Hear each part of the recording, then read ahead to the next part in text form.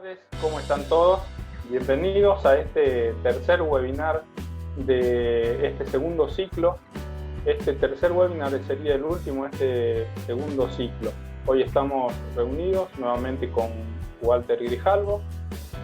Contamos con la valiosa participación de un invitado que nos visita virtualmente desde Venezuela, el ingeniero Domenico Braca, quien nos va a exponer el tema de la NFPA 13, su reorganización y algunos cambios que hubieron con respecto a la anterior edición.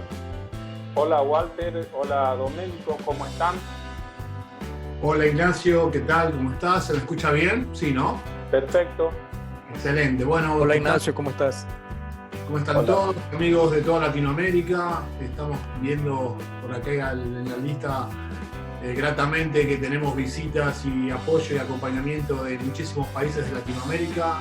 Muchísimas gracias por estar aquí y apoyarnos en esta tercera entrega de estas jornadas de webinars en protección contra incendios.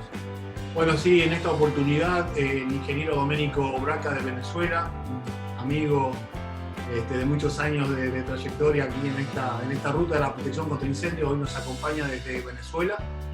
Y voy a hacer una breve presentación de Domenico para quienes no lo conocen. Domenico es un ingeniero mecánico de la Universidad Simón Bolívar de Venezuela, por más de 35 años de experiencia en el diseño, instalación y evaluación de sistemas de protección contra incendios, con énfasis en sistemas a base de agua, y más de 19 años como profesor universitario en la materia evaluación de sistemas contra incendios. Domenico es miembro de la NFPA, instructor oficial para la NFPA 13, 14, 15, 20, 24 y 25. Son más, pero esta es la lista que en este momento tengo. Domenico me hizo hincapié en eso. Son algunas más en las cuales Domenico se desarrolla como instructor oficial de la NFPA. En su relación como NFPA es certificado como especialista en protección contra incendios CEPI y también es certificado especialista en IPM por la NFPA.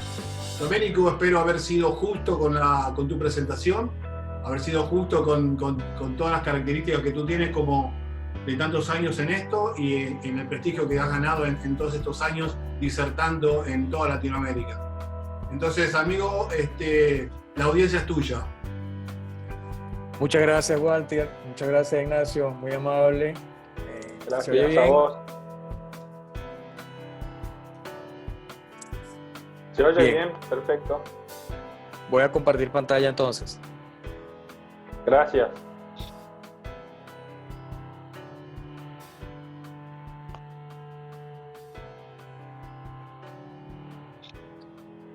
Un feedback, sí, cuando la tengan. Sí, ahí se ve la presentación, Domenico. Perfecto, por favor, cerrá tu video. Gracias. Perfecto. Perdón. Se me pasó.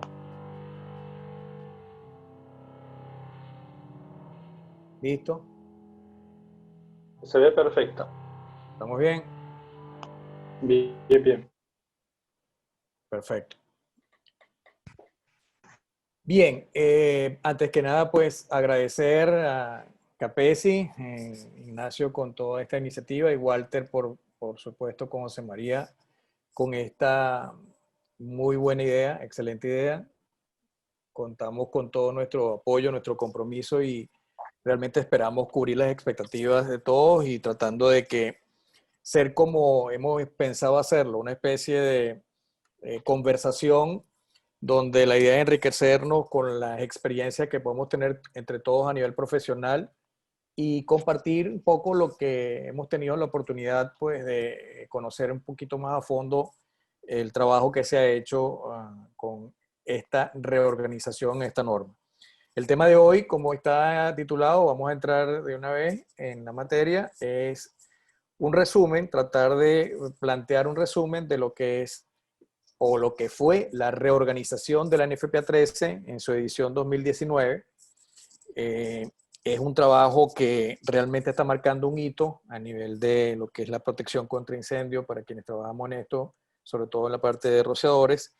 Y, digamos, fue una idea bastante buena tocar el punto para poder un poco traer a visualizar disculpen, cómo fue esta faena de esa reorganización, cómo fue que se planteó, por qué se hizo, qué se buscó, cuál fue el objetivo. Entonces, en la medida en que vayamos navegando y surfeando la presentación, la idea es tratar de tener todo copado de toda la norma.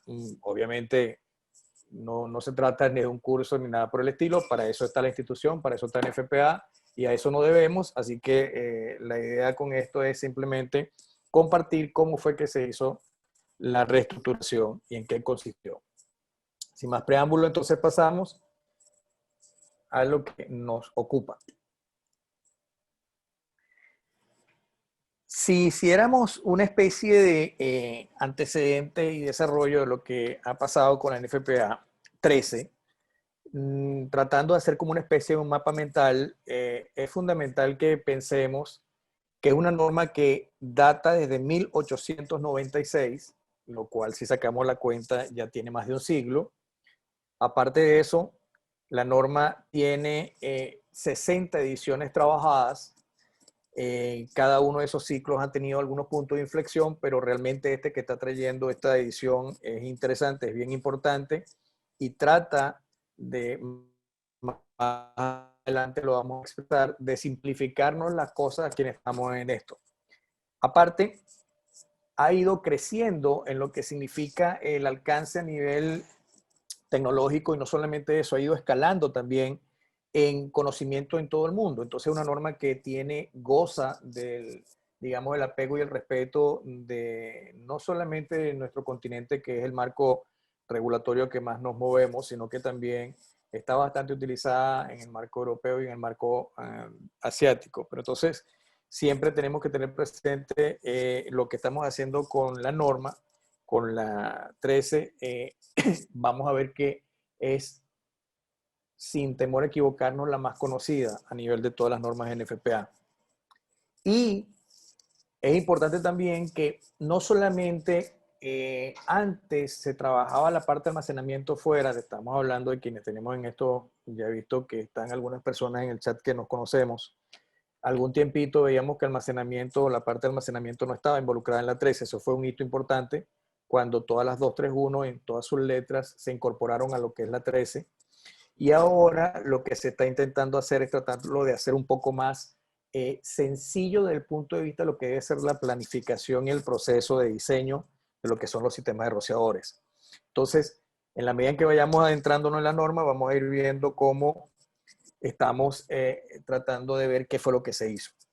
Esto fue algo que se le encomendó a un grupo de tareas dentro del comité. Ustedes saben que cada 3 años se revisa cíclicamente todo lo que significa las consultas públicas, se someten a votaciones, hay 4 reuniones al año, son 12 reuniones por cada ciclo, con lo cual se discute bastante todo lo que se está trabajando en cada uno de estos ciclos.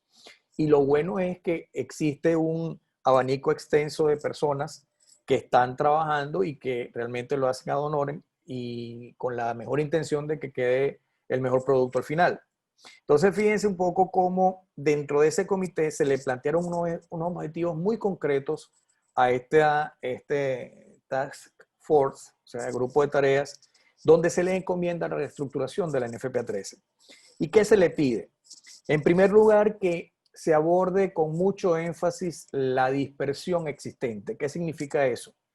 Resulta que del mismo tema se hablaba muchas veces en varios capítulos. Entonces, la idea es hacerlo lo más sencillo posible y que todo esté bien estructurado en capítulos diferenciados.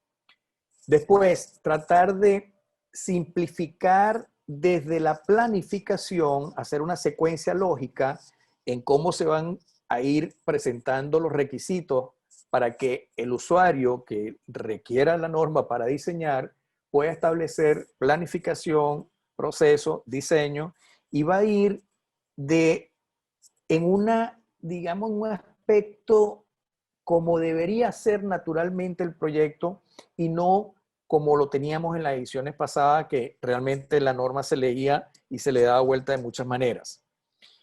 Se trata también como tercer punto de que se eliminen todas las redundancias, o sea, seamos coherentes. Si queremos hacer algo sencillo, algo que elimine la dispersión, entonces también debemos ser coherentes y eliminar las redundancias, porque existían puntos en algunos capítulos repetidos. Entonces, obviamente esto de una u otra manera hacía el trabajo muy ineficiente. Habían algunas lagunas que estaban puestas en la parte de lo que era el almacenamiento que se han intentado cubrir, y vamos a ver cómo se han ido tocando nuevos puntos adicionales a los que ya conocíamos.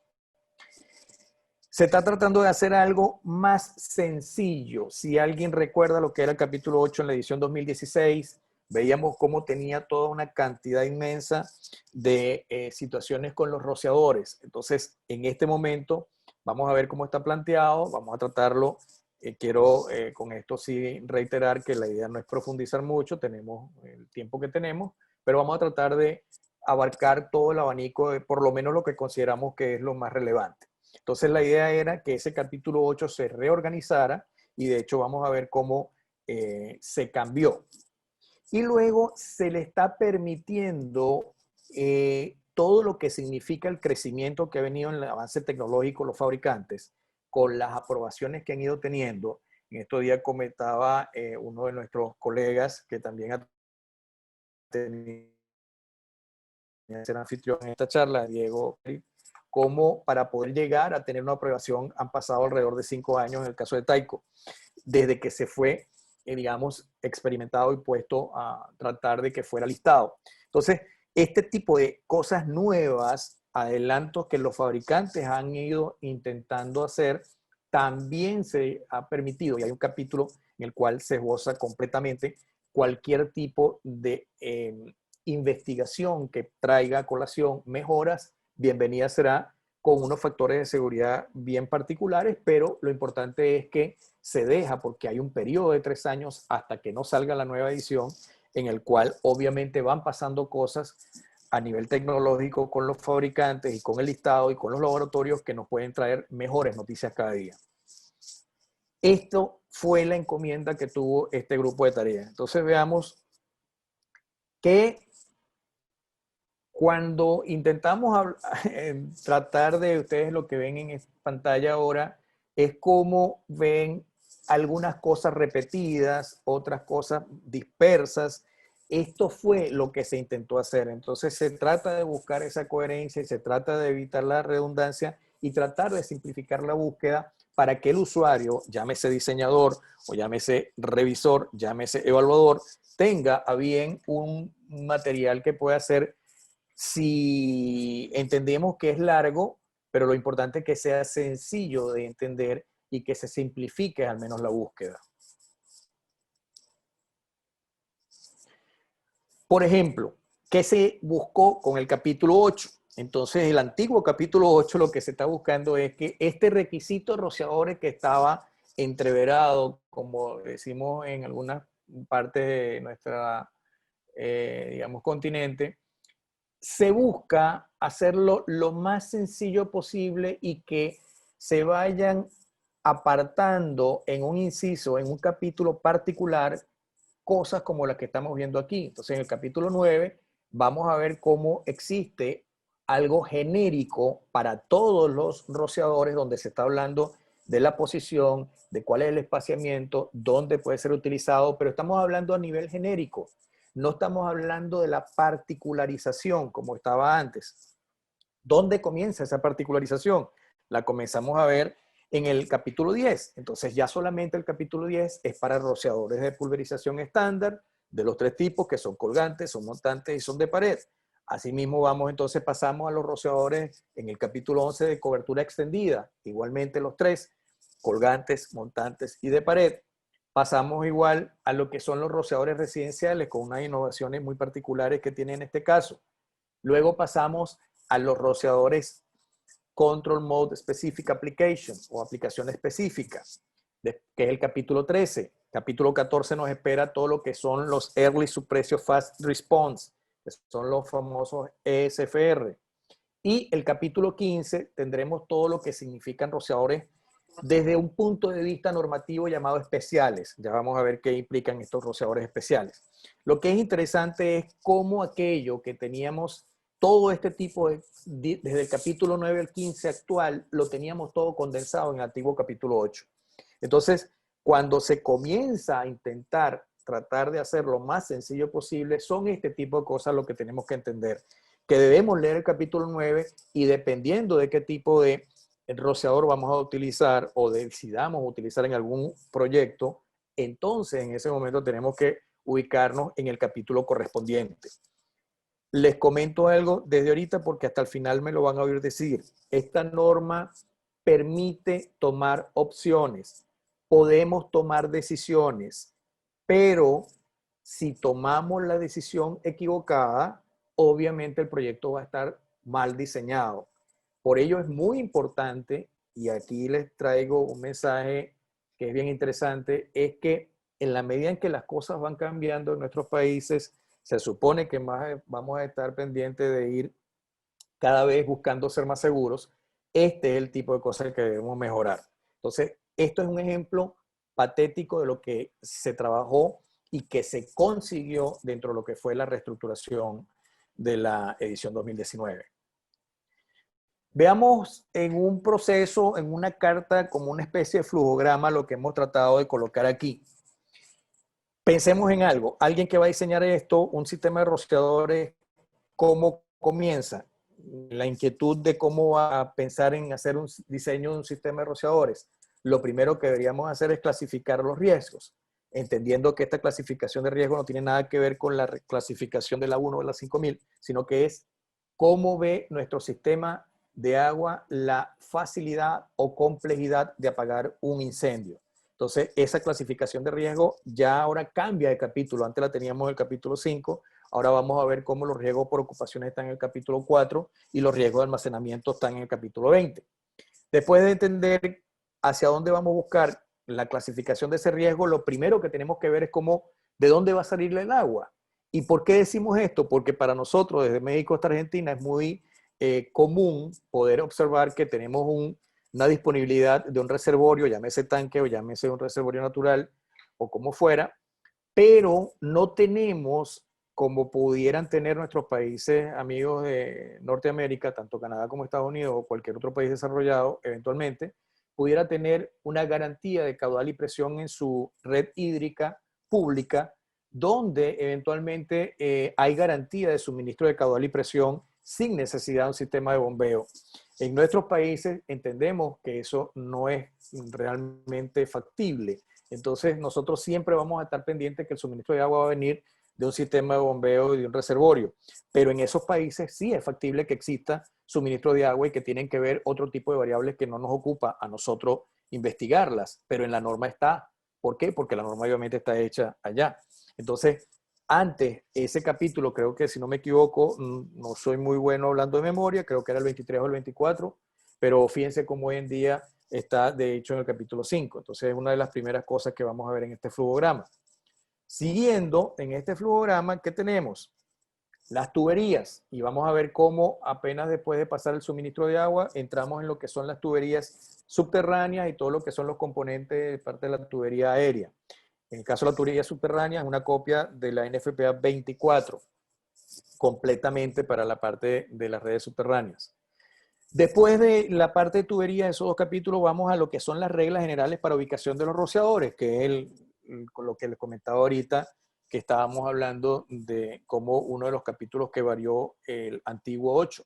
Entonces, la idea es, a nivel general, cuáles son las limitaciones, cuál es el área máxima que puede tener cualquier tipo de rociador, cómo debe trabajarse el área de diseño de rociadores, por qué es L por S o por qué es S por L, como lo querramos ver, pero ya comienza a hablarse de cosas bien en la medida en que, digamos, una persona que nunca ha leído la NFPA 13 anteriormente, si la ve ahorita, la va a entender mucho más que si esa misma persona la pusiéramos unos 3 años atrás a leer la edición 2016.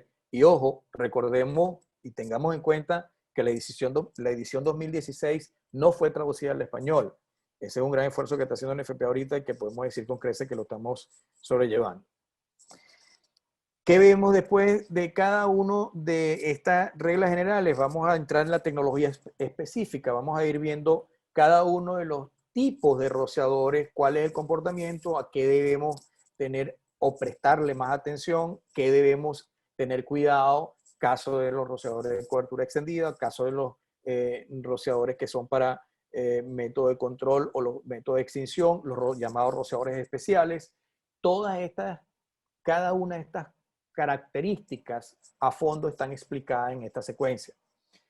Luego pasamos a los rociadores de almacenamiento, y en los rociadores, para que puedan trabajar a nivel de almacenamiento, vamos a ver cómo lo que estaba antes un poco enrarecido, ahora está bastante más claro, diáfano. Vamos a ver cómo hay una tipificación para rociadores, densidad de área para almacenamiento, rociadores para control modo de aplicación específica, rociadores SFR y rociadores para estantería. Entonces, ahí están las 4 tipificaciones y antes de cada una de ellas está un capítulo genérico similar a como estamos en los rociadores para ubicación. De manera que comenzamos a ver las dos vertientes muy claramente diferenciadas, riesgo por ocupación, riesgo por almacenamiento, pero en ambas vertientes tenemos desde lo más genérico a lo específico. Este de rociadores de estantería es el capítulo 25, sería la última fase de lo que son los rociadores para cuidado de almacenamiento. Hay la clarificación de manera explícita que antes habían algunas cositas que podían entenderse como que eventualmente no estaba todo muy claramente definido porque se decía de que un cuarto eléctrico no podía permitir algún tipo de 4 facetas muy concretas para que pudiera no llevar rociadores, pero ahora en esta edición ya se incluye taxativamente la palabra de que no se puede permitir ningún tipo de almacenamiento de ningún tipo, o sea, ya está antes que dentro de ese tipo de cuartos, una de esas 4 condiciones de que no exista almacenamiento. Hay algunos tipos de requisitos nuevos que se han sacado en los rociadores residenciales, tienen que ver con la parte de las vigas de madera, con la parte de las, digamos, obstrucciones permisibles y nos van a permitir alguna holgura adicional, cosa que antes no teníamos. También está especificado. Luego tenemos dónde está definida cuál es una percepción muy concreta que siempre la norma ha tenido desde hace 2 ediciones, donde ha intentado el marcaje de lo que son los puntos nuevos con la N, la sombra para lo que ha sido modificado, los corchetes, lo que ya sabemos a nivel de quienes nos leemos la norma y conocemos la metodología. Existe algo que al final se lo voy a presentar como una referencia cruzada entre el punto donde estaba la edición anterior con el punto donde está esta edición actual, tomando como parámetro inicial de búsqueda la edición anterior, que supuestamente es la que conoce el usuario que ya venía trabajando en la edición 2016. Y finalmente, este cruce dentro de la presentación, le tengo una muestra para que podamos observar un poco qué es lo que se permite y se define en esa reestructuración, de manera que quien lo está viendo, quien la está asumiendo, puede tener algún tipo de información adicional. Entendiendo que esto que quisimos hacer era una especie de ese mapa mental para ese antecedente ser más explícito, entramos ahora en materia y vemos cómo el alcance, cuál es el propósito y qué limitaciones tiene lo que quiere abarcar esta norma. Quienes me conocen un poco, nos conocen, saben que no nos gusta tener mucho texto, pero bueno, hay veces que tenemos que hacerlo y en la definición de alcance es una de ellas. Fíjense cómo el primer punto indica que la norma establece los mínimos requisitos para diseñar los sistemas de rociadores automáticos y sistemas para protección contra exposiciones que puedan estar comprendidos en la norma. Pero lo que sí es interesante es que de una vez ya nos aclara que el sistema de rociador está diseñado para un solo incendio a la vez. Y esto creo que a partir del 2010 fue que se comenzó a colocar de manera explícita porque había cierta ambigüedad, a pesar de ser una norma que tenía más de un siglo, fíjense cómo hay cosas como esta no estaban. Ya esto lo que hace es remarcar de manera que estemos claros que este es el alcance. Entonces, no vamos a pensar que vamos a poder tener más de un incendio por edificio, más de un incendio por planta industrial, de manera que siempre estemos claros que los diseños se hacen pensando en que existe un incendio a la vez.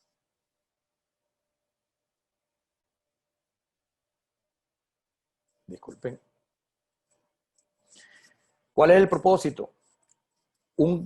Proveer un grado razonable, y esta razonabilidad entendemos que es de protección contra incendios para la vida de las propiedades, donde se supone que todo lo que estamos haciendo aquí, aparte de estar con una secuencia lógica, está basado en unos principios de ingeniería, está basado en datos de prueba, está basado en experiencia en campo. Entonces, obviamente sabemos que Hazen Williams es la que trabaja la parte de las pérdidas por fricción en todo lo que son la mayoría de los sistemas calculados por agua en los sistemas contra incendio.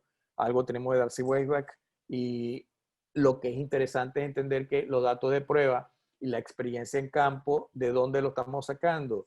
De los países que realmente llevan esta investigación, este desarrollo, y los fabricantes que tienen la intención cada día más de poder tener la tecnología de punta. Entonces, en estos países donde sí se lleva estadística, donde los laboratorios sí están trabajando constantemente y donde se invierte y los fabricantes invierten en este desarrollo, es de donde se trata que obviamente luego en los papers que nos enteramos antes de pasar por la norma nos permiten conocer un poco más.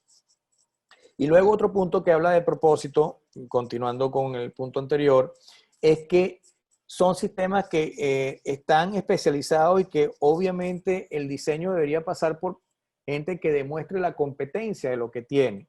Entonces, esto cada día, realmente esta pandemia, dentro de si algo, digamos, bueno puede ser que nos ha traído, es un poco la posibilidad de lo que quienes hemos hablado de esto muy abiertamente, mientras mayor cantidad de gente conozca, tendremos una región más segura, con lo cual ya no existe el monopolio de la información, porque todos podemos ir cada día más enriqueciéndonos a nivel profesional, como les comentaba al principio. Entonces la idea es que en la medida en que podamos ir conociendo, obviamente quienes van a diseñar deben demostrar que tienen experiencia, experticia, que tienen un manejo anterior de lo que se está haciendo, que tienen un bagaje, y que por ello es que le estamos dando este tipo de responsabilidades.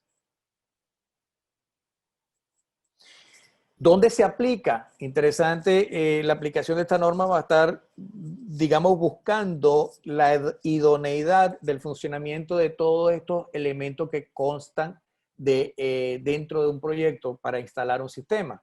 Vamos a tener el suministro de agua pendiente, estamos hablando del tanque y la bomba en el caso nuestro, aunque en otros países podemos ver de cuál es el suministro de la red hídrica. Estamos hablando del elemento por el cual descarga el agua, que es el rociador. Estamos hablando de los accesorios que están en todo este tramado que es el sistema. Estamos hablando de las tuberías, bien sean subterráneas o aéreas. Estamos hablando de toda la valvulería, cuáles son las válvulas que están permitidas, cuáles son las válvulas que se pueden utilizar y cuáles no. Todos los materiales y todos los accesorios, incluyendo la instalación en las redes privadas. Todo esto forma parte de lo que nosotros denominamos como elementos componentes de nuestro sistema de protección contra incendio a base de rociadores automáticos. Y lo que es interesante también es que toda la edificación debería estar protegida mediante el sistema de rociadores automáticos, exceptuando donde específicamente la norma nos indica que se permite la omisión de ellos. Entonces, esto es interesante también. Y esto lo trato de concatenar con lo que hablábamos al principio de que un incendio a la vez. Es por ello que aquí, por ejemplo, esta norma no se ocupa de sistemas aerosoles ni tampoco sistemas que tengan la parte hidráulica a alta presión, porque en ambos casos sabemos que en la falla de una manguera en la parte hidráulica a presión o en algún tipo de aerosol que se va llevando el incendio a otros tipos de lugares desde donde se genera, al igual que la manguera que le explicaba anteriormente, ninguno de esos dos sistemas están ventilados o están previstos para poder trabajarse con sistemas de rociadores automáticos. Bien, entonces, si empezamos a entender que estamos en algo que se quiere trabajar y que queremos hacer en esta norma, ya cuando les dije que la norma permite equivocarse o permite tomar decisiones, mientras más asertiva mejor, la idea es que nos va a dar dos objetivos bien fundamentales que tienen que ver con dos variables muy concretas. El primer objetivo es que no cometamos el error de hacer un diseño insuficiente. Y de esto estábamos comentando al principio, eventualmente podemos venir con una serie de charlas posteriores sobre ver qué tipo de pruebas se pueden hacer en algunos tipos de arreglos industriales, pero no es que descargó agua, es que lo que tenemos que pensar es que en agua que se está descargando debe ser la que hemos planificado en un diseño para poder cumplir un objetivo. Y ese objetivo es definir una cantidad, una descarga de una cierta cantidad de agua que va a tener una densidad de flujo por área, densidad de descarga en galones por minuto por pie cuadrado. Entonces, no es que caiga agua, es que me interesa que caiga la cantidad de agua que debemos aspirar a cumplir en nuestro diseño.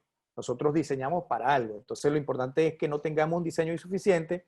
Y lo segundo es que no podemos permitirnos el lujo tampoco de tener un diseño excesivo, porque en el fondo lo que estaríamos haciendo, si lo vamos a ver, en el caso, la primera variable con el primer objetivo, al tener un diseño insuficiente, lo que vamos a tener un pobre desempeño de esa cantidad de agua ante un incendio y lamentablemente no va a poder lograr el objetivo para el cual fue diseñado, bien sea controlar o bien sea extinguir.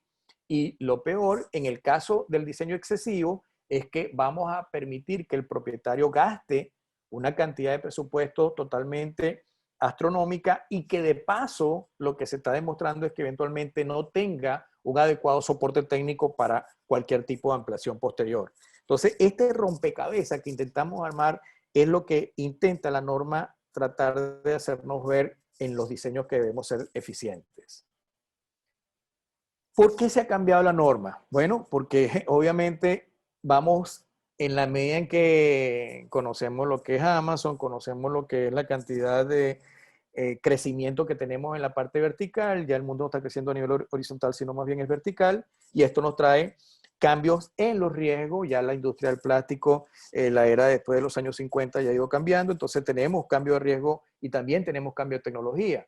Entonces, obviamente al cambiar los riesgos, las cosas se van haciendo de una manera distinta. Ya los espacios van ganando cada vez más y más altura. Entonces vemos cómo esta rendija que no deja la norma para los fabricantes la están aprovechando muy bien y están invirtiendo, obviamente, en investigación, desarrollo y están haciendo pruebas. Y quienes tomen la vanguardia en ello van a poder tener aprobaciones que la norma lo permite en su equivalencia, con que pueda hacer cosas mejores. Disculpen. ¿Qué implica entonces? ¿Por qué se cambia? Porque tenemos que reorganizarnos, tenemos que adaptarnos a esa lógica de la sencillez para pasar desde la planificación, como lo que sería cualquier proyecto manejado con PMI, hasta el diseño y obviamente a la culminación, perdonen, del proyecto en el tiempo que fue supuestamente diseñado. Se eliminaron los puntos de redundancia, entonces eso es lo que puede ser el mayor aporte en valor que puede tener la parte del cruce de referencia que vamos a ver al final. Se está tratando de estar al día con los fabricantes en la evolución que ellos tienen a nivel de investigación y desarrollo. En esto todos los fabricantes han tenido, conocemos el caso de Reliable, el caso de Tyco y cualquier otro fabricante que bien esté a nombrar. La idea es que todos puedan entender. ¿Cuáles serían esas líneas gruesas entonces de los cambios que está trayendo esta norma? Se ha visto no solamente cambios, sino que también se han hecho actualizaciones técnicas necesarias. Se trabaja en el proceso facilitado de ir desde lo que es la clasificación del riesgo, donde está el suministro de agua, para buscar cuál es el tipo de rociador y llegar después con la parte de cálculo, dependiendo si es ocupación o si es almacenamiento. Ya ahora hay capítulos independientes para cada tipo de rociador, que es lo que les comentaba en el desgranaje que hicimos del capítulo 8, cuando se abrió en todos los capítulos del 9 hasta el 15. Y tenemos también capítulos independientes para los diferentes tipos de almacenamiento, que es lo que del almacenamiento genérico, que es los conceptos iniciales que están en el capítulo 20, pasando por 21, 22, 23, que son los que modo de control de densidad área, modo control específico y Early Suppression Fast Response, el SFR, para después terminar con el capítulo que se le permite a los fabricantes tener cualquier tipo de aporte, que sería el 24, y el 25 son los rociadores en estantería. Entonces, del 20 al 25 es almacenamiento. ¿Qué se busca? ¿Cómo se organiza? ¿Qué es lo que tenemos? Se respeta el manual de estilo del NFPA. Recordemos quienes estamos trabajando en esta área que los primeros 4 capítulos siempre tienen que ver con lo que es la administración, las publicaciones de referencia y las definiciones. Ustedes ven que no le puse el 4 por una razón muy elemental. En este caso, si bien el 4 está como requisitos generales o requerimientos generales, también es cierto que en el 4 ya comenzamos a ver cuáles son las características de los riesgos. Entonces, se comienza con la definición de los riesgos por ocupaciones. Entonces, del 4 al 6, vamos a ver los requerimientos generales que están en el capítulo 4, la clasificación de los riesgos que está en el capítulo 4, y vamos a ver cómo vamos planificando el proceso de diseño de ese sistema de rociadores. Lo vamos a ver en el 5, lo vamos a ver en el 6.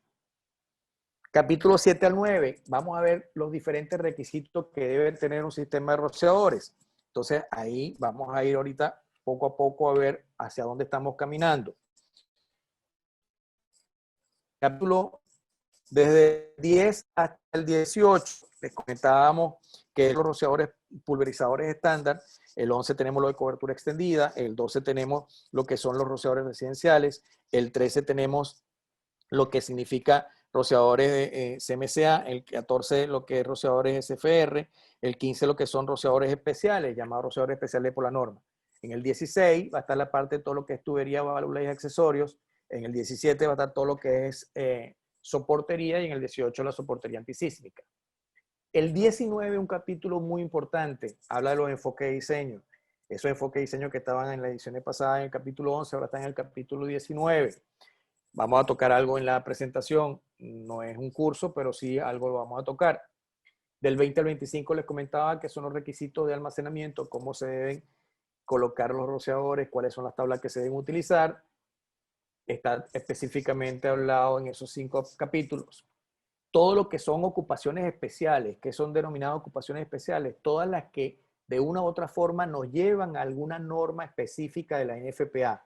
En la 13 hay 30 ocupaciones especiales redactadas en ese capítulo 26. Cada una de esas ocupaciones especiales está referenciada a una norma típica, específica, que lo va a tratar esa ocupación especial dentro de las normas que tiene NFPA. El capítulo 27, muy importante, cómo se debe presentar la documentación técnica. Nosotros tenemos que hacer un proyecto que pueda ser revisable, auditable, comprobable, primero por la autoridad competente, que puede ser cualquiera de las que nosotros ya conocemos, y segundo también por pares, porque puede ser cualquiera que pueda estar revisando nuestra ingeniería, de manera tal que ya la NFPA homologa la forma de presentar la información, de manera que todos estamos obligados a presentar la información de esa manera. Ahí voy a hacer bastante hincapié. En la 28 que vamos a tener lo que son las pruebas de aceptación inicial. Como en toda norma NFPA, siempre van a estar los protocolos de prueba de aceptación inicial. La idea ¿cuál es? Se diseña, se instala y obviamente debemos tener una documentación técnica que va a ser la partida de nacimiento y el dossier completo técnico para el usuario final a lo largo de la vida útil del sistema. Y ese protocolo de aceptación inicial va a ser la referencia que vamos a tener cuando se vayan a hacer las pruebas que tengamos que ver con lo que vamos a ver ahora en el capítulo 31, que son los protocolos de IPM, inspección, prueba y mantenimiento.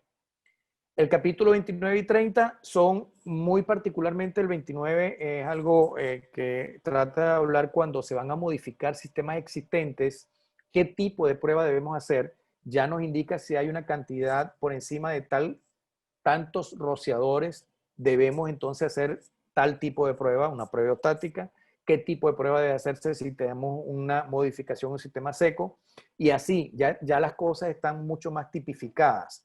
Y otra cosa es los sistemas marítimos. Todo lo que tenga que ver con la parte marítima está planteado en el capítulo 30.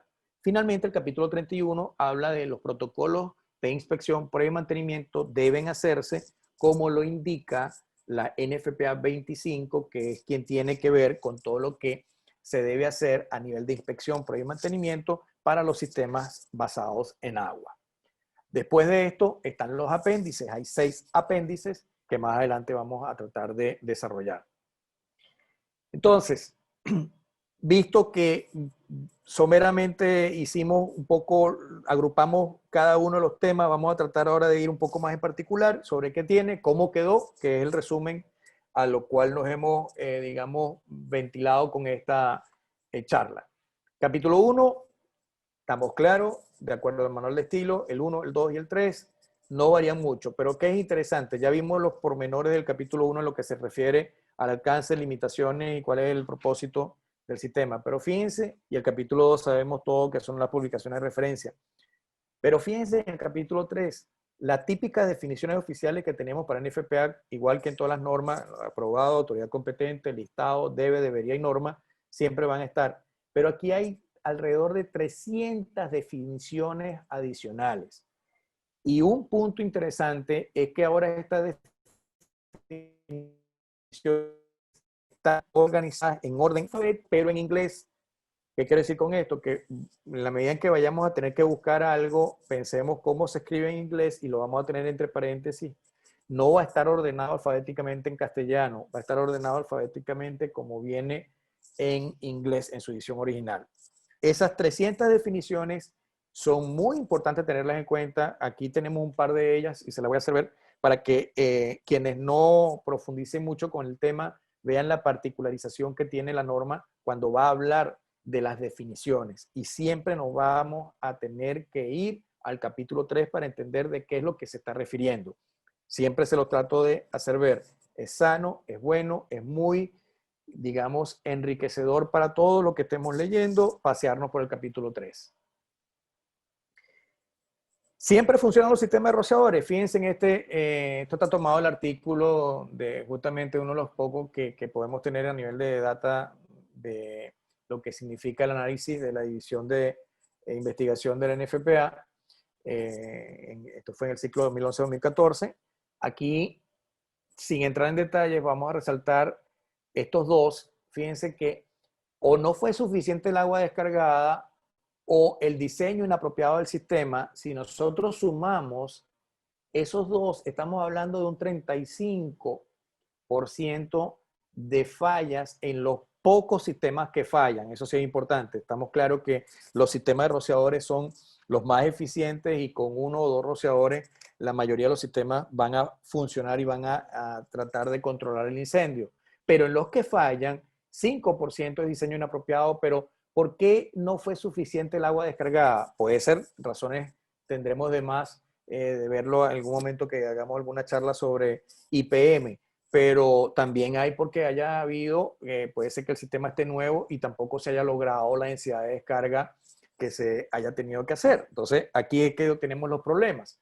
Allí es donde tenemos que trabajar y este 35% es el que tenemos que atacar con la supuesta facilidad en el proceso que tenemos ahorita a nivel de planificación y desarrollo del diseño. En este video, lo que tratamos de ver cuál es la diferencia que existe entre un sistema, y obviamente aquí hablamos de la inversión hecha por la parte de los laboratorios,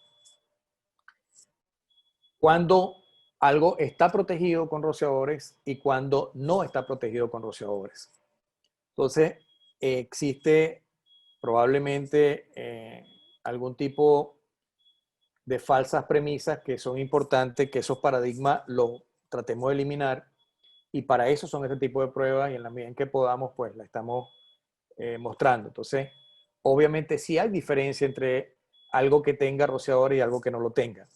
Entonces, hacia allá es que tenemos que tratar de ir y hacia allá es que debemos supuestamente trabajar. Voy a adelantar. Obviamente llegamos a la parte de flashover y a dónde queremos llegar.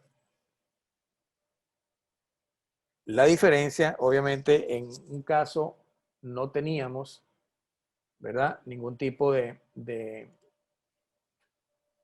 rociador y en el otro sí. Entonces nosotros tenemos que salvar vidas, aparte de lo que significa la protección a los bienes y activos y a la continuidad operativa, continuidad del negocio, al medio ambiente. La esencia de todo esto es salvar vidas.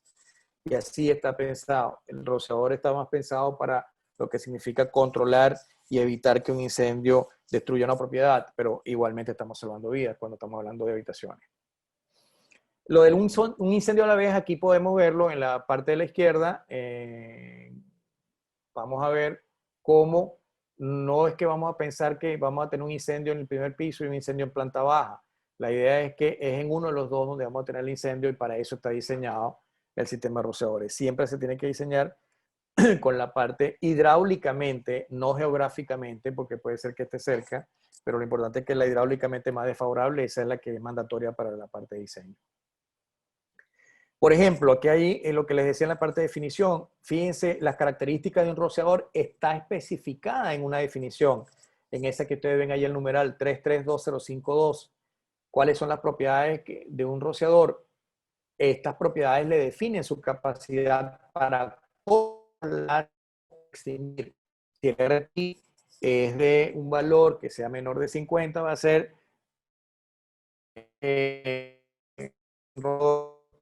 respuesta rápida. Si el RT es mayor de 80, va a ser un rociador de respuesta estándar. La diferencia es que uno de 3 milímetros, pero lo importante es que existe una característica intrínseca de ese rociador que le está dando un nombre y apellido. El rango de temperatura, vamos a ver más adelante el rango de colores, cómo está en la parte del bulbo y cómo está en la parte de los brazos del rociador. El coeficiente de descarga, que tiene que ver justamente con el diámetro de la descarga de ese rociador. ¿Cuál es la orientación que tiene nuestro rociador? Si es en un deflector que es, en este caso, pendiente, o en el caso de la derecha, que es montante, o si es uno que sea de pared. ¿Cómo es la distribución en ese patrón de agua? ¿Qué vamos a tener? Es distinto un rociador SFR que un rociador de cobertura extendida. ¿Cuáles son esas condiciones de servicios especiales que va a estar dado para eventualmente trabajar en lo que signifique riesgo de, por ejemplo, sitios que tengan alta cantidad de corrosión? Tienen que estar barnizados de fábrica, no es que nosotros vamos a poder pintar el rociador.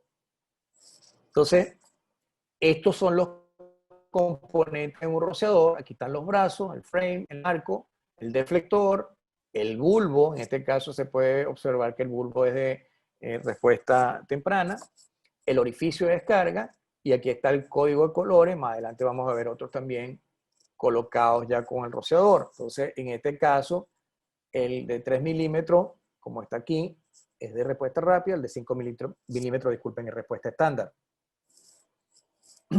Otro concepto muy interesante, el concepto del sistema de rociadores, ya viene en la definición.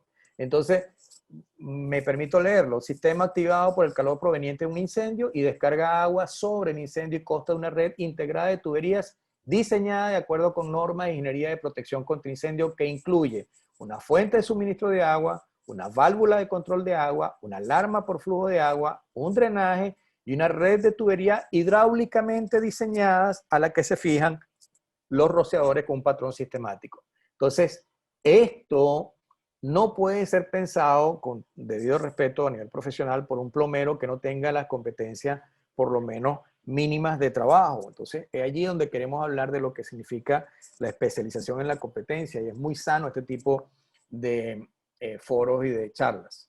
Bienvenidas sean.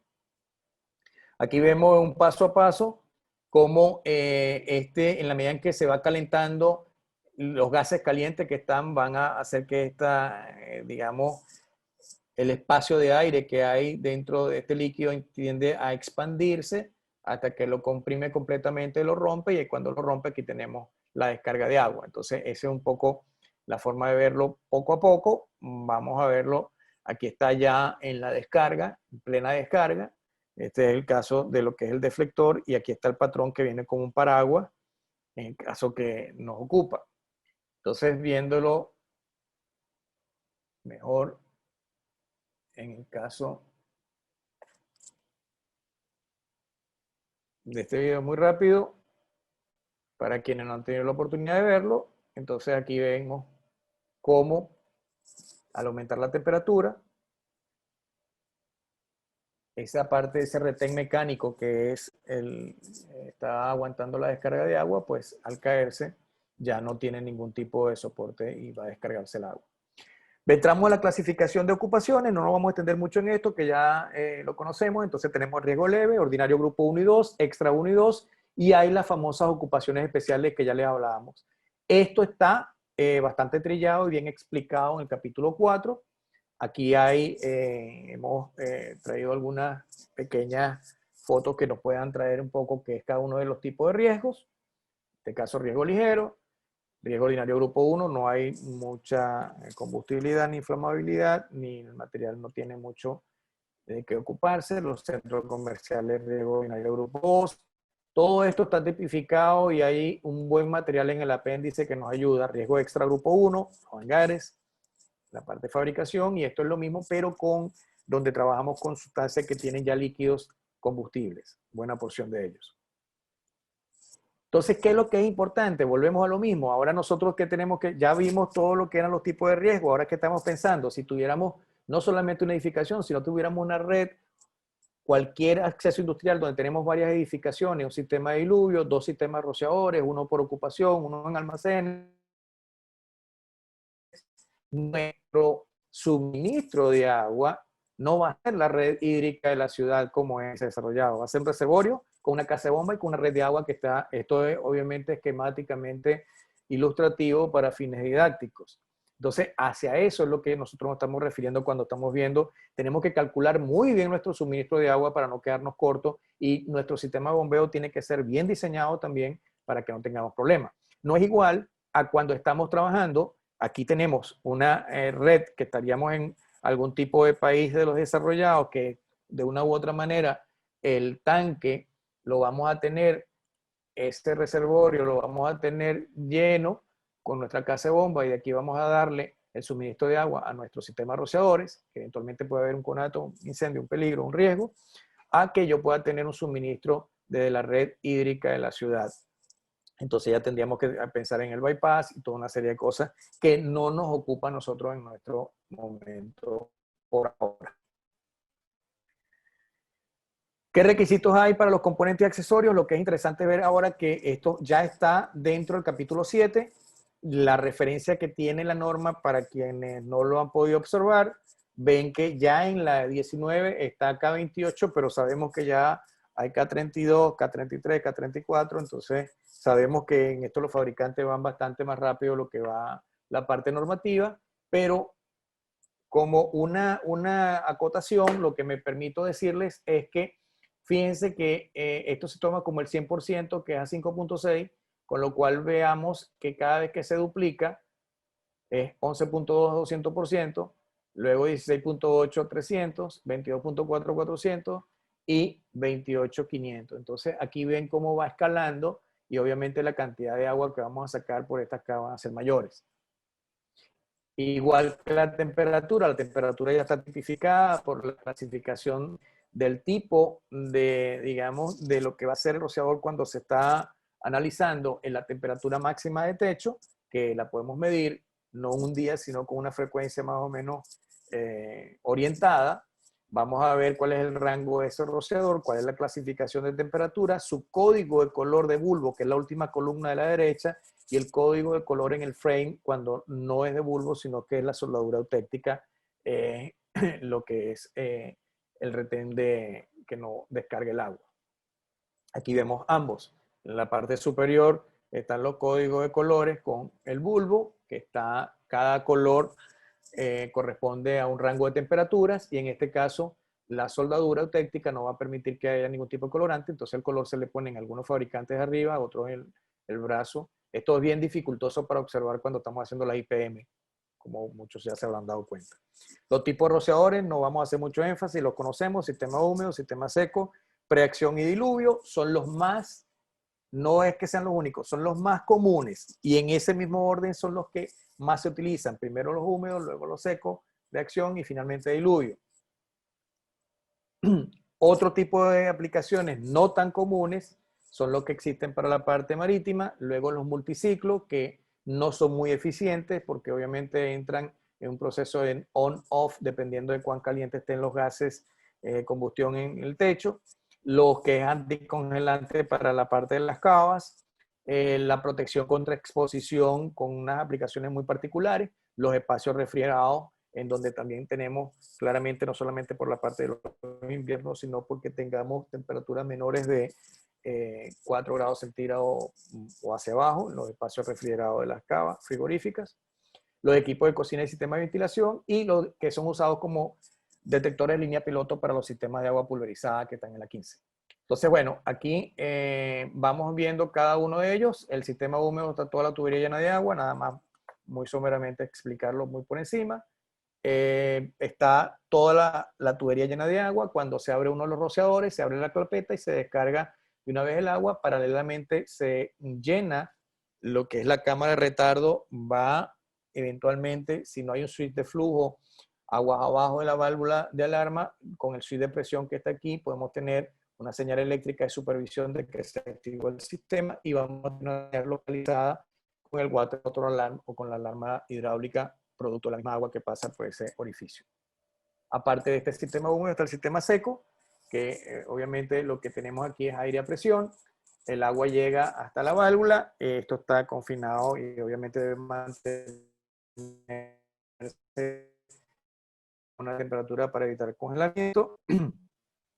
Esto, al momento de tener alguna activación, primero se va a purgar el aire y luego se va a descompensar el diafragma que sostiene la válvula de agua cerrada. Más o menos así se ve lo que es una descarga de lo que tendríamos en las aplicaciones. Aquí tenemos compresores, este es un sistema seco, tenemos agua hasta aquí. Cuando va a haber el incendio,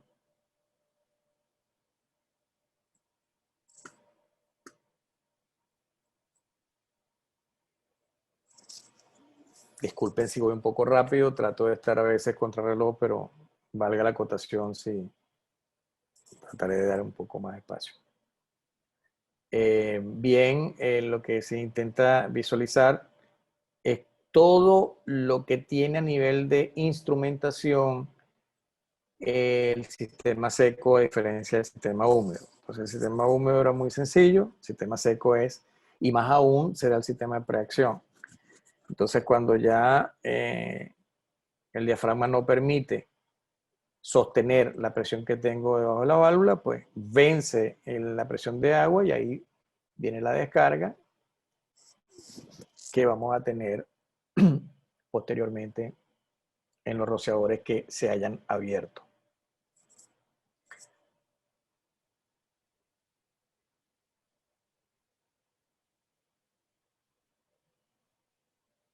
Obviamente ahí trata de arrancar la jockey, va a arrancar la jockey, pero no se supone que si la jockey está bien diseñada, no debería ser capaz de manejar el caudal requerido ni siquiera por un rociador. No es tema de la charla, pero obviamente lo que siempre es bueno conversar de esto. Después que vence, ahí tenemos la descarga. Solamente, y eso es importante, solamente por el rociador que se ha abierto, no por todos los rociadores. El sistema de preacción, aquí lo que tenemos es que vamos a tener un sistema de detección que nos va a dar una señal en un panel de control de incendios y este panel de control de incendios va a llevar la señal hasta un solenoide que nos va a aperturar, va a permitir que exista la diferencia de presión que normalmente mantiene el diafragma cerrado a nuestro válvula de descarga. Entonces, lo que hacemos es, como su palabra lo dice, hay una acción previa con el sistema de detección, se precarga, por llamarlo de una manera, el agua. Eso lo que va a hacer es que evitemos que tengamos situaciones de descarga donde no la querramos, o sea, que evitemos descargas imprevistas.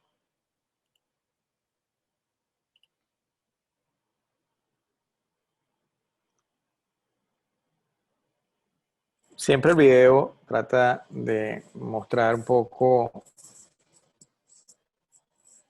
de manera animada lo que probablemente nos cueste explicar.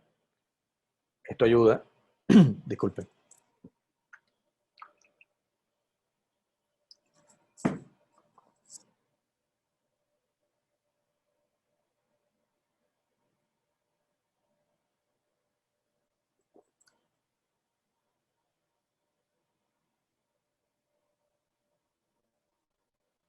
Este es el típico cuarto de máquinas en una edificación.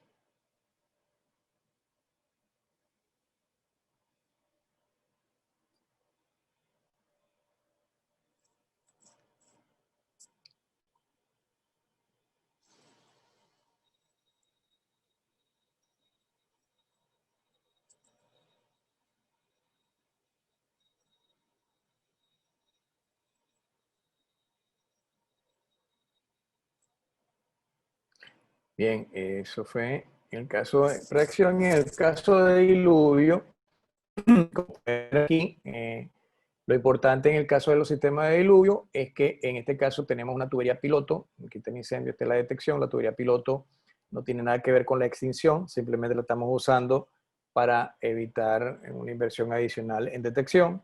Pero este diafragma, que es el que mantiene la válvula cerrada, cuando se abren estos rociadores que funcionan como detectores térmicos en este momento, entonces al descompensar la presión el diafragma se va a abrir y lo que va a pasar, lo que ustedes ven a la derecha, que se descarga, pasa el agua por toda la válvula de diluvio y se va a descargar por los rociadores que están abiertos o dependiendo si fueran boquillas, dependiendo de qué tipo de sistemas tenemos. En este caso sí están todos abiertos. Hay algunas aplicaciones muy particulares. Aquel era con detección piloto y esto es con detección térmica, detección de humo, detección electrónica, donde vamos a llevar la señal a un panel de control. Este panel de control vía solenoide, pero obviamente tiene que haber un panel de control porque esto está normalizado con la 72. Y de allí, de este panel, llevamos la señal a la apertura de esa válvula solenoide que nos va a permitir abrir la válvula de diluvio y, como ustedes ven a la derecha, descargarse. Entonces también de esto hay un pequeño video para tratar de visualizarlo. Si no hubiera el sistema de diluvio, pasarían cosas más graves.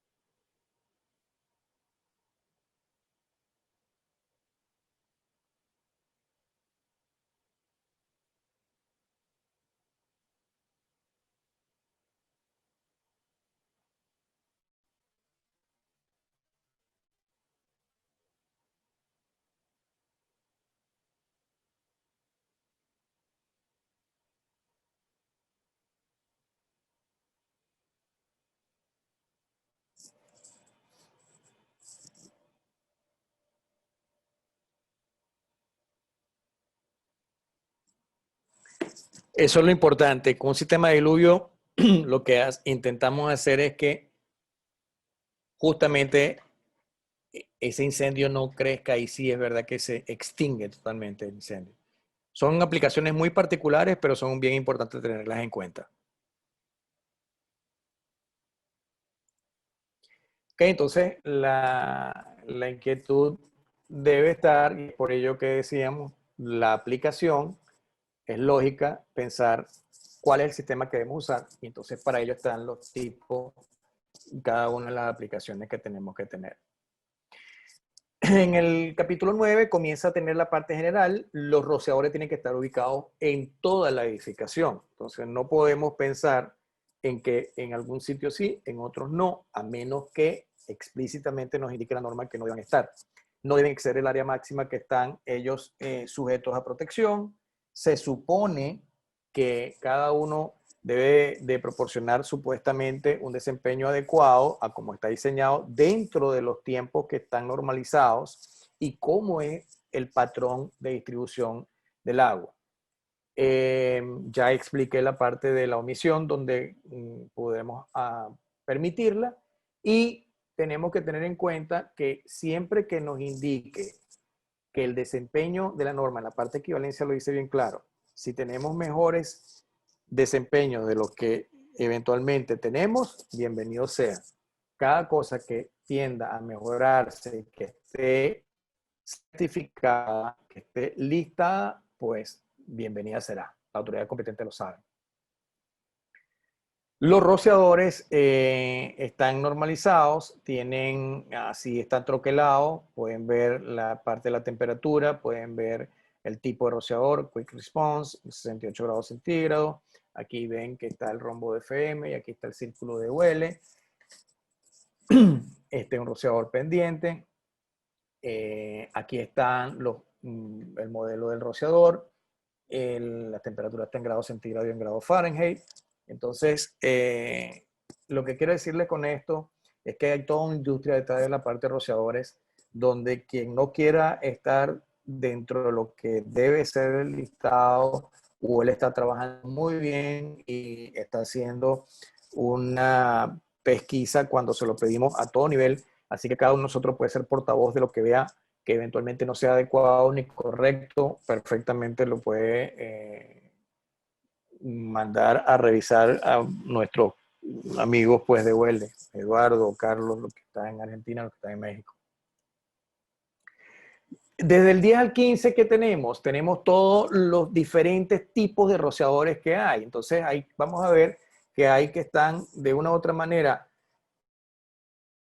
bien sea por el desempeño que ellos tienen o bien sea para el tipo de diseño al cual están trabajados. Entonces, en la columna de la izquierda están los diferentes tipos. Hay el control, modo densidad área, aplicación específica, resistente a la corrosión para las aplicaciones industriales donde esta exista. Rociadores secos, ya dijimos cuál es su aplicación. Los ESFR, sabemos en la parte de almacenes dónde están. Los cobertura extendida, que tienen algunas limitaciones, pero también abarca bastante cantidad de área. Los institucionales para la parte clínica y para la parte clínica de la parte mental y la parte de las prisiones también. Los rociadores en estantería, las boquillas abiertas, los rociadores de estilo antiguo, llamados así en los sistemas antes de los años 50 o 60, los rociadores abiertos, los rociadores decorativos que también están listados y aprobados, los detectores que están usados como línea piloto, los que son de Quick Response, los Quick Response con Extended Coverage, los de respuesta rápida, los residenciales, especiales y los pulverizadores estándar. Entonces, aquí hay una amplia gama y todos están tocados en esos capítulos del 10 al 15. Entonces, aquí lo que vamos a hacer es pasar muy rápidamente la foto para que se vean. Más o menos de esto creo que no habría mucho, no hay cambios en lo que se refiere a cuáles son los tipos de rociadores. Lo que ha habido cambio es en dónde está la información y cómo se muestra. En la parte de rociador residencial había un cambio que es interesante a nivel de ubicación. La parte de los rociadores repuestos es muy importante tener el cajetín con los rociadores adecuados y las cantidades están aquí. Hasta 300 rociadores hay que tener mínimo 6 rociadores de repuesto del mismo tipo que estén instalados. Entre 300 y 1000 debe haber 12 y más de 1024. Si hay más de un tipo, entonces deben haber más de una caja. Así como le damos la inquietud del sistema, también nos gusta dejar esta inquietud, cuál es el rociador que deberían usar. Para eso está lo que debemos estudiar.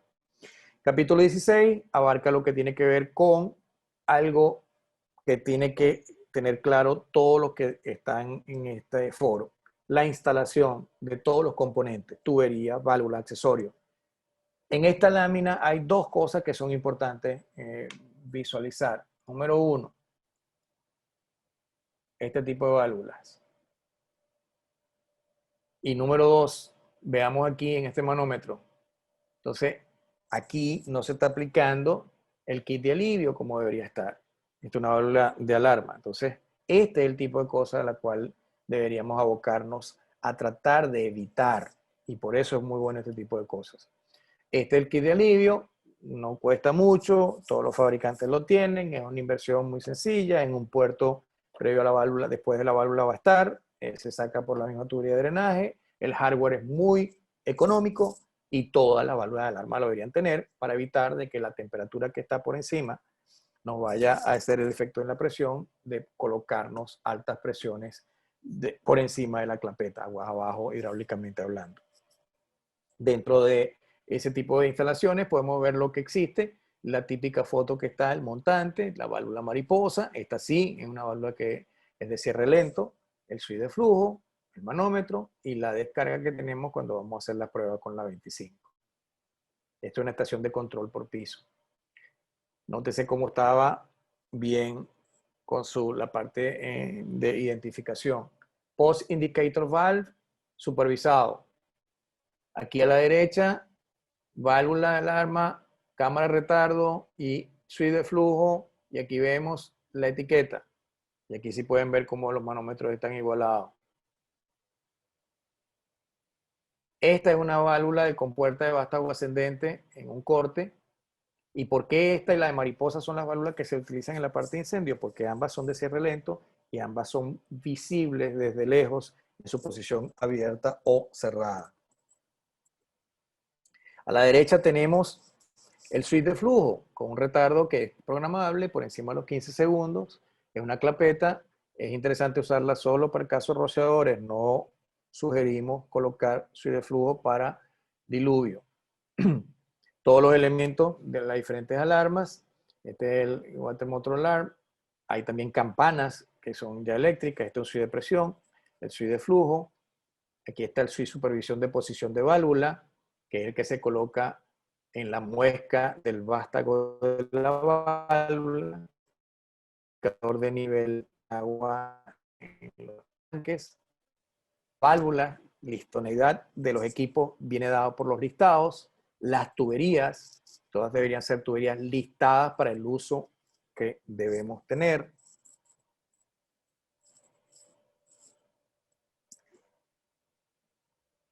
Importantísimo, las placas de identificación. La norma es muy enfática en lo que corresponde a información general y a información hidráulica. Son dos tipos de informaciones distintas y todas las válvulas deberían tener, como ustedes ven en la parte del arreglo de la izquierda, su identificación en su posición normal.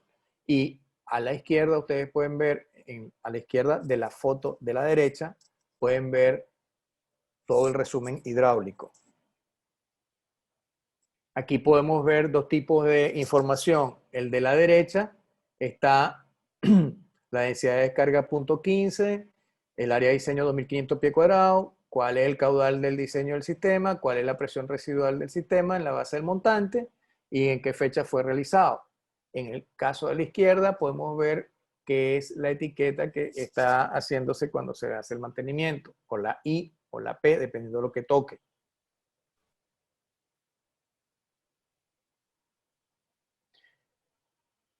Importante, este switch de supervisión es el que nos va a indicar cuando existe un intento de cierre de la válvula o de saboteo o eventualmente alguna operación no manifestada en un centro de control. Si lo tenemos supervisado con un panel de control, vamos a obtener la respuesta de manera inmediata.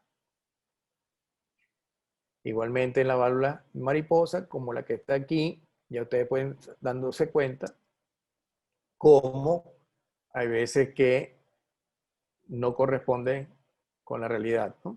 En la posición normal. Como también en la parte derecha podemos ver lo que no debería ser. Estas son las cosas de las cuales deberíamos aprender. Capítulo 17 y 18 tienen que ver con todo lo que es la soportería. No, obviamente el 17 en la soportería normal, con toda la cantidad de soportes que están listados, y el 18 con la soportería antisísmica, como lo que ustedes ven aquí también. Y el capítulo 19, el enfoque de diseño, donde hay muy diferenciado las dos cosas, que significa el modo de control con el modo de supresión. Por todo es conocido que esta es más o menos la curva de la parte de desarrollo de un incendio. Entonces, obviamente, en esta fase de precalentamiento, preignición, antes de que la pendiente suba, tenemos esta fase de crecimiento. Y los rociadores son los detectores que más tardan, si lo queremos llamar de una manera. ¿Por qué? Porque funcionan como un detector térmico. se activan es cuando la temperatura de los gases calientes los activan a ellos, valga la redundancia. Entonces, cuando se activa un rociador en el modo de control, nosotros vamos a tener eventualmente una extinción después de un tiempo moderado. Obviamente vamos a parar el crecimiento de la cantidad de HRR y la cantidad de energía generada por ese incendio, como si no tuviéramos el rociador. Pero al tener el rociador en modo de control, aquí tenemos una atenuación hasta que finalmente pues logramos extinguir el incendio. Pero en el caso de los SFR, fíjense cómo nosotros tenemos en poco tiempo la supresión del incendio. ¿Qué le queremos decir con esto? Que obviamente digamos, el caudal con que un SFR atraviesa la columna de gases calientes es una densidad de descarga bastante buena para que pueda vencer a la pluma de los gases calientes. Entonces, esa es no nos interesa que exista mucha separación para que se vaya a intentar, digamos, diluir o desperdiciar esa agua. Interesa que esa agua caiga donde tiene que caer. Y por ello es que ustedes ven que el control o la extinción, en este caso con los SFR, es mucho más corta en tiempo que lo que teníamos en el caso del modo de control, que es la lámina anterior. En el caso del objetivo, que es importante, ¿por qué existe el modo de control? Porque a nosotros lo que nos interesa es que no exista la escalada del incendio para ninguno de los lados. Cuando se active un rociador o un conjunto de rociadores, el daño no pase de donde estaba el incendio inicialmente. Todos saben y sabemos que eventualmente cuando estamos en este tipo de circunstancias, cuando un incendio va creciendo, ya se torna incontrolable. Bien, vamos entonces caminando. La idea cuál es, que nosotros cuando estamos con una densidad de descarga que logramos realmente que nuestra descarga es mayor que lo que requerimos, entonces sí vamos a apagar el incendio. Pero si la descarga es menor de la que vamos a requerir, lamentablemente el incendio no lo vamos a apagar. Y ahí es donde vamos a decir que botamos el agua. En este video vamos a ver muy rápidamente lo que sucede. Ahí ustedes están viendo 40 pies. Y los espacios longitudinales y transversales están dejados justamente para que el incendio llegue lo más rápido posible a activar los rociadores. Desde que el incendio está, si no tuviera esos espacios, fuera muy dificultoso activar el rociador. Así que vamos viendo pues cómo va creciendo. Y voy a irlo adelantando.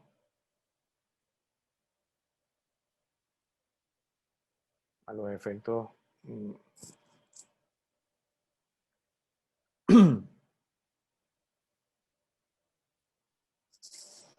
Hay dos rociadores más, ahora el que se va a activar es el tercero, y ustedes ven cómo va penetrando ese último, va poco a poco dominando a la columna del incendio, y ahí lo que estamos es evitando que ese incendio no se nos propague y vaya a mayores.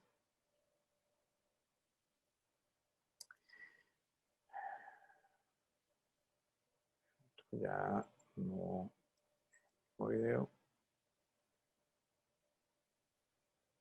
El sistema de diluvio, para los que pudieran ver el uso, así como vieron el video, también puede ser usado con sistemas de espuma. Esta es una aplicación muy particular para almacenamiento de líquido combustible.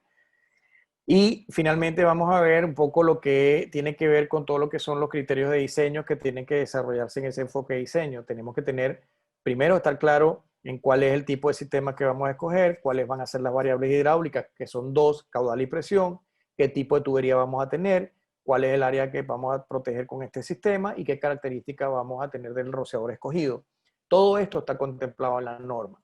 Entonces, nosotros ¿qué tenemos que estar claro? ¿A qué se define como área de diseño? ¿Cómo se hace el cálculo? Ya de esto más o menos hablamos anteriormente. Tiene que ser esa área con una geometría tal cual que la cantidad de rociadores sea mayor que 5. Entonces, nosotros lo que tenemos que estar claro es que ese proceso de ese diseño hidráulico va a estar contemplado por estas curvas, y esta curva es una figura en el caso de riesgos por ocupación. Podemos estimar el caudal como el área de diseño que está contemplada en la ordenada por la densidad de descarga que está contemplado en la abscisa. Al escoger, la norma indica que un punto de la curva, cualquiera que este sea, nosotros podemos escoger cuando vayamos a diseñar. Lo que es importante es que lo demostremos en nuestro cálculo hidráulico. Y obviamente tenemos que tener, esto sirve para hacer un cálculo teórico, un estimado. Tenemos que sumarle el caudal de las mangueras, ya vamos a ver de dónde se viene. Y ¿qué es lo que es importante? La norma también nos va a dar esta tabla donde nos indica claramente. Mi sugerencia es que tomen siempre el total combinado de mangueras exteriores e interiores, y como ustedes pueden ver, en el caso que nos ocupa, para riesgo leve hay 100, 250 y 500, dependiendo de qué tipo de riesgo, pero en la duración también pueden ver cómo hay dos números en el caso del riesgo ordinario y en el caso del riesgo extra. ¿De qué va a depender cuándo se usa uno u otro? Ese número se usa justamente cuando nuestra señal está siendo monitoreada por un sitio permanentemente atendido. Si está siendo monitoreada por un sitio permanentemente atendido, usamos el número menor, con lo cual nuestro reservorio de agua va a dar sustancialmente más pequeño, por lo menos un 30% en un caso y un 25% en el otro. Caso de almacenamiento, los diferentes tipos de mercancías, de la 1 a la 4 y los plásticos, y simplemente mostrar lo que son cada uno de los tipos de mercancía: 2, 3, 4, plástico A, que existe en la norma una cantidad de información que va a ayudar a tomar las decisiones. Un ejemplo, un árbol de decisiones que está en el capítulo 20, que es el genérico para la parte de almacenamiento. Estas son tablas. Esta tabla es para la asignación de mangueras, distinta a la tabla que tenemos en el caso de riesgo por ocupación. Y aquí podemos ver la asignación de chorro de manguera. Y fíjense en la última columna cómo hay tiempos como de 150 minutos, que son bastante más grandes de lo que tenemos de ocupación. Estamos hablando de 2 horas y media. Entonces, dependiendo de qué tipo de riesgo nos toca o nos ocupa, la tabla nos va llevando en todo el camino que debamos recorrer. Aquí podemos ver, en el caso también de diseño de almacenes, para control modo de densidad área, toda la cantidad de variables que debemos ver. No es tan difícil, lo que sí requiere es concentración. Entonces aquí vemos cómo son los rociadores en control densidad área para un almacenamiento de pallets de madera. La gráfica de abajo, la tabla de abajo, es para CMCA, que es modo específico de control, para los mismos pallets, y el siguiente lo colocamos en azul para los SFR. Entonces, cada una de las tablas, eventualmente podemos más adelante poder hacer algo que pueda estar a la par del requerimiento de lo que se necesita.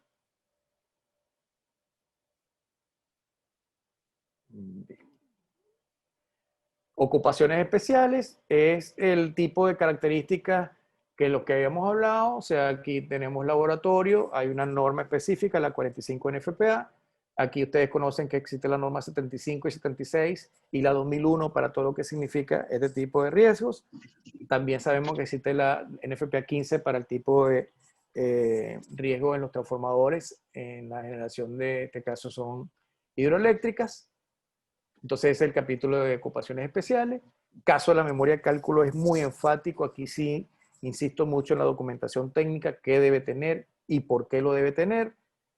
Vuelvo a lo que son estas variables hidráulicas. Esta memoria de cálculo debe tener un criterio de diseño que haya sido fundamentado en algún punto de la norma, porque nosotros vamos a trabajar para poder calcular cuáles son ese caudal y esa presión que requerimos para lograr nuestro objetivo de diseño. Vamos a dimensionar los diámetros de la tubería, vamos a ver los nodos tienen que plasmarse en un isométrico para poderlo revisar. Vamos a tener las especificaciones de todos los equipos que sean listados. Las variables hidráulicas deben ser conocidas en el cálculo para que puedan ser auditables tanto por la autoridad competente como por los pares. y este cálculo no debe salirse de lo que está homologado por NFPA.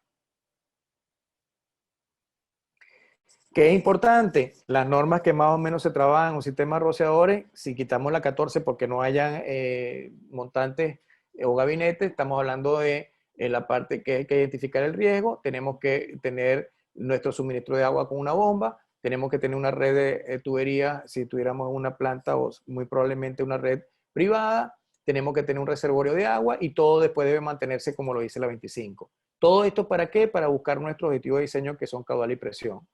Si nosotros entendemos que tenemos la variable hidráulica que vamos a calcular para lograr un objetivo de densidad de descarga en una superficie, vamos a garantizar que el sistema siempre esté bien. Si no lo cuidamos, lamentablemente el sistema no va a funcionar. Esta documentación debe ser bien elaborada, la ingeniería debe entregarse a la autoridad competente y tiene que haber documentos técnicos, hoja de datos técnicos, memoria de cálculo y planos. Después, ahí tiene que estarse mostrando todo al detalle. Estos planos tienen que estar claramente identificados con espaciamiento, con cotas. En la norma hay 47 ítems que tienen que tener todos estos cálculos. Y esos planos y cálculos deben estar tal como lo dice el capítulo 27. Y más aún, hay un certificado de propietario que nos debería llenar. En nuestros países es bien difícil que nos lo firmen, pero en los países desarrollados este certificado del propietario es algo normal, donde el propietario se compromete a que lo que él dice lo va a mantener y no va a modificar el riesgo en esa ocupación. Entonces, nosotros tenemos que, si esta es nuestra área de diseño, tendremos que calcular cuál es el requerimiento en el suministro o en nuestro sistema auditable, demostrable, todo, cuáles son los rociadores, cuál es la geometría del área de diseño, cuáles son los tramos hidráulicos en ese isométrico nodal, las longitudes reales de la tubería, la longitud equivalente de todo lo que son las válvulas y accesorios. Eso nos va a dar una longitud total equivalente, tomar en cuenta los cambios de elevación, estar claro que el área de un rociador es S por L, estar claro en cuál es la densidad de descarga que hemos tomado como decisión, estar claro en el área de diseño que vamos a decir. Todo esto va a dar una cantidad de cálculos preliminares donde vamos a empezar por calcular cuál es la presión en el rociador más alejado y ella debe ser mayor que 7. No es que vamos a empezar con 7, es que debemos verificar que sea mayor que 7. Y empecemos, si da 12 hay que empezar con 12. No es que ahí hay un error a veces de interpretación. ¿Cómo se aceptan los sistemas? Con lo que estamos hablando. Entonces la autoridad competente o el reasegurador, el par que esté revisando, ¿qué necesita? Una cantidad de información. Para poder aceptar este sistema tenemos que tener los criterios de diseño, tenemos que saber la memoria de cálculos, tenemos que tener los isométricos para poder ver cómo hay que alinear la tubería y la red para que se haga la prueba. Tenemos que estar claro cómo van a funcionar los equipos. Hay que existir toda una ingeniería conceptual y básica, por lo menos. ¿Cuáles son los protocolos de prueba de aceptación inicial? ¿Qué válvulas se van a abrir? ¿Cuál es nuestra entrada y nuestra salida? ¿Y cuál es el protocolo que le vamos a dejar al propietario para que complete las IPM posteriormente? 29 y 30, el 29 habla de las modificaciones. Les comentaba que cuando hay más de 20 rociadores en una modificación, esa parte no debe ser aislada y probada. Y cuando hay bajantes, también deben ser colocados a la presión del sistema. Y hay algunos requerimientos especiales para tubería seca que están especificados en la norma. Capítulo 30 del sistema marítimo.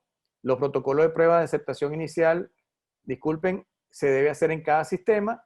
Hay que verificar que estemos cumpliendo los objetivos de diseño que hablamos y esa documentación técnica tiene que estar aprobada por la autoridad competente. Y recordemos que para el propietario eso va a durar toda la vida útil del sistema. Y luego hay que dar los protocolos de inspección, prueba y mantenimiento, como indica el capítulo 5 de la NFPA 25. Y ustedes ven la edición 2020, donde existen diversos protocolos que deben ser hechos con una frecuencia, tal como ustedes lo ven en esta gráfica, donde se indica el qué, o sea, qué es lo que vamos a hacer, si una inspección, si una prueba o un mantenimiento, con qué frecuencia, si es mensual, trimestral, anual, semestral, etcétera, y la referencia en el punto donde lo indica en la norma para que podamos estudiarlo mejor. También la norma tiene unos anexos, una cantidad de información que es muy importante, son 6 anexos. El A es el típico asterisco, el B hay informaciones basadas en desempeño, el C es cómo se hicieron la prueba para llevar a los fabricantes al desarrollo de esos criterios de descarga que tienen los sistemas rociadores. La D es una referencia cruzada con la NFPA 101, que nos dice dónde pueden haber sistemas rociadores. La E habla un poco de la parte civil de la soportería antisísmica, y la F es donde no existen referencia alguna. Esto es lo que les comentaba de la referencia cruzada. Ustedes pueden ver en la columna negra lo que está en la edición 2016, y ustedes ven, por ejemplo, el 5.3 está borrado, el 5.6 y el 5.6.1 borrado. El 5.6.1.2.1 se convierte en la edición 2019, que es la columna de la derecha, en el 24.14.1, y así sucesivamente. Ven en la columna del medio como el capítulo 6 se ha, digamos, disuelto en varios capítulos, se ha abierto en varios capítulos. Y ven en la parte de la derecha como ese que ustedes ven que estaba en el capítulo 6 está entre el capítulo 16 y el capítulo 7. En resumen, lo que podemos decir que la reorganización de esto está fundamentado y deja unos puntos claves muy importantes. Pensar en el suministro de agua, si le sirve de algo, le quisiera dejar este colofón, este cierre: suministro de agua, bomba, tanque, red de agua privada. Esto es fundamental y no debemos olvidarlo. Calcular bien cuál es nuestro reservorio, calcular bien cuál debe ser nuestro sistema de bombeo, seleccionar muy bien cuál es el riesgo, porque de acuerdo a esa selección es que vamos a tener un desempeño. Puede estar equivocado o no, pero la idea es que lo hagamos bien.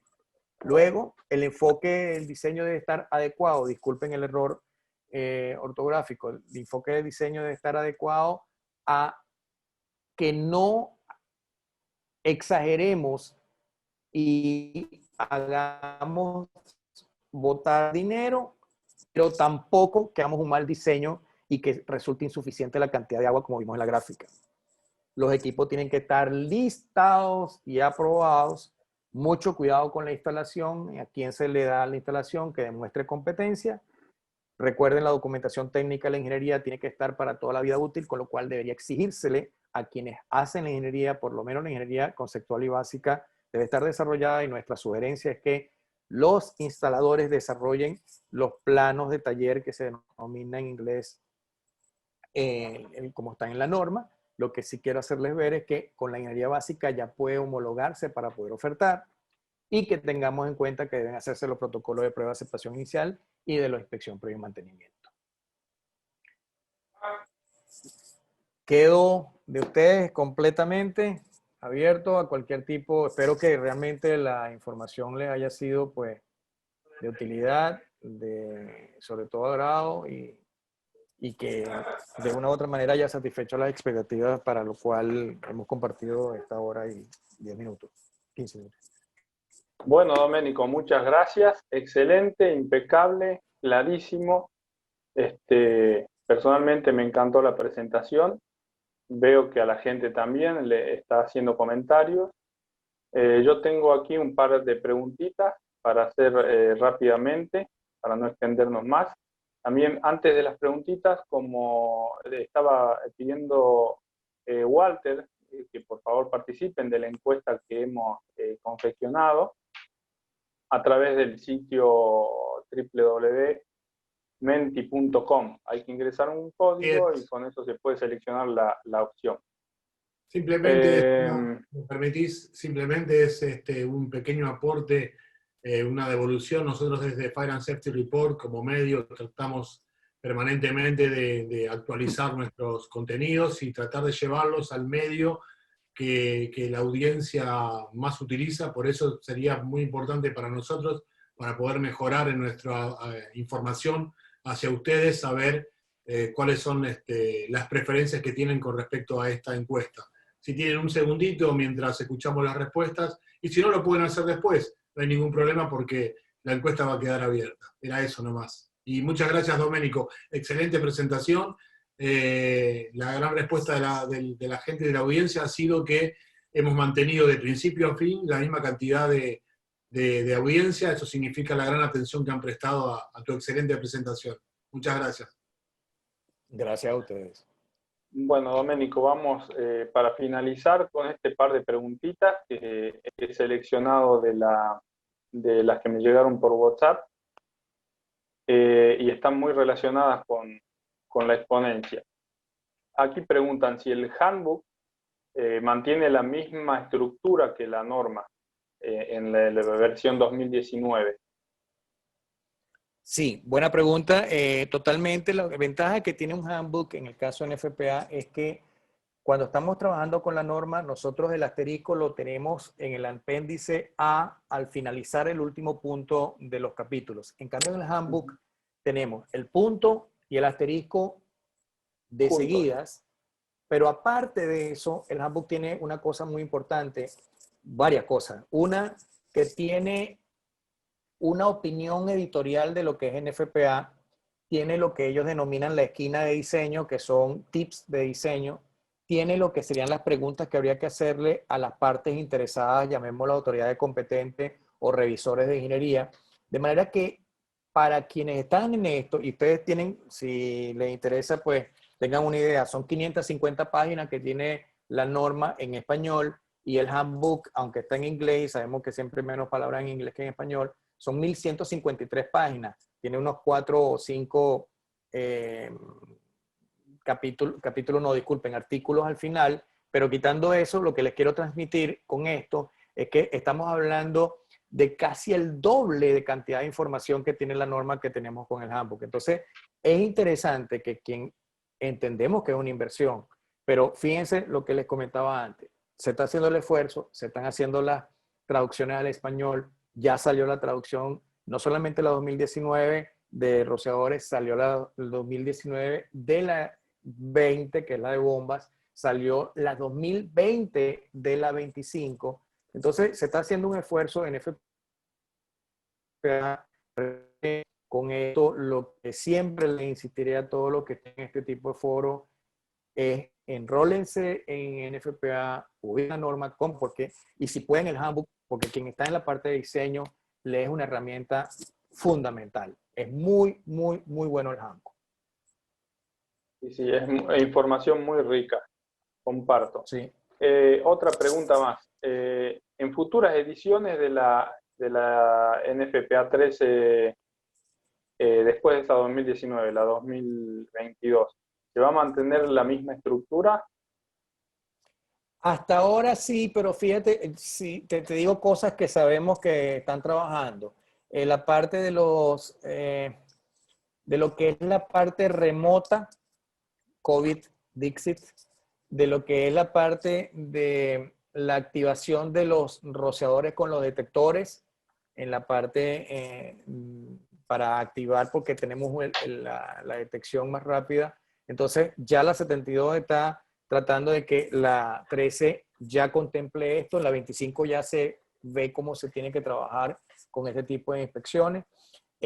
Probablemente no tengo una garantía todavía para hablarlo con propiedad, pero sí sé que se está trabajando lo de las pendientes en los techos. Entendemos que en los países desarrollados no se construye con pendientes mayores a 16%, pero en nuestro caso sabemos que ya existen, con lo cual ojalá las nuevas tratemos de estar dentro del carril, pero sí hay investigaciones, ya el Fire Research ha sacado 2 investigaciones de esta parte y sé que vienen por ahí los tiros, pero quien esté interesado, todas estas reuniones están en la página en nfpa.org/13 y ahí están, esas son reuniones públicas, están el consumo nuestro, cualquiera que quiera lo puede ver. Muy bueno, gracias, Domenico. Una última pregunta, ya que habían como, estaba liberado a la posibilidad de las nuevas tecnologías de los diferentes fabricantes y sus diferentes ensayos, la pregunta viene a qué visión tiene NFPA de los rociadores, de los nuevos rociadores SFR K34, que nos sirven para proteger almacenamientos de grandes alturas, evitando rociadores en estantería. Bien, fíjate, te digo algo similar. Todo lo que NFPA siempre va a decir es lo mínimo que debas tener. ¿Qué están haciendo los fabricantes?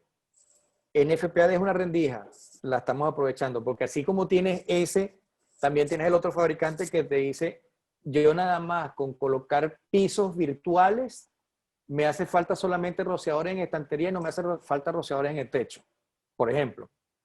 Entonces, ¿qué quiero? Y ambas están bien, ambas posiciones son válidas. Tenemos ahora las divisiones verticales, tenemos las divisiones horizontales.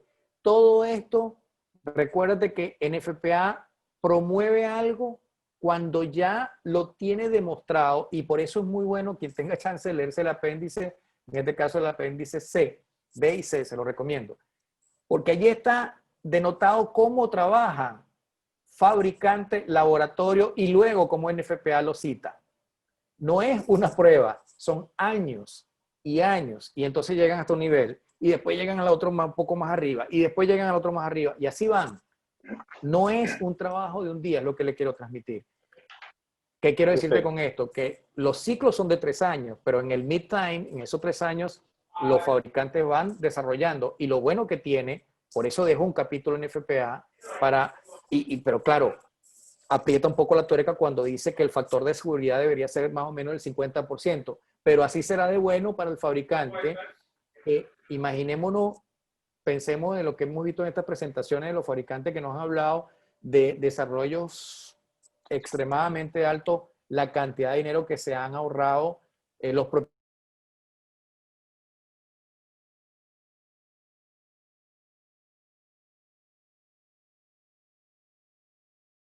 Ahora sí, se cortó un poquito la comunicación. Doménico, ¿estás de vuelta? Sí, yo estoy. Ok. Bueno, quería, para ir cerrando, un poquito de mandarte y a ver los saludos, varios que tenemos aquí. Carlos Calabrese, muy buena presentación. Magalí Evelyn Carro Pérez, felicitaciones, muy buena charla. Karina Silgado, llegué tarde, pero muy buena la presentación. Débora Tomé de Brasil, gracias por la presentación. Héctor Salazar Oliveros, excelente información, muchas gracias. Víctor Daniel Torres, un placer, Doménico, muchas gracias.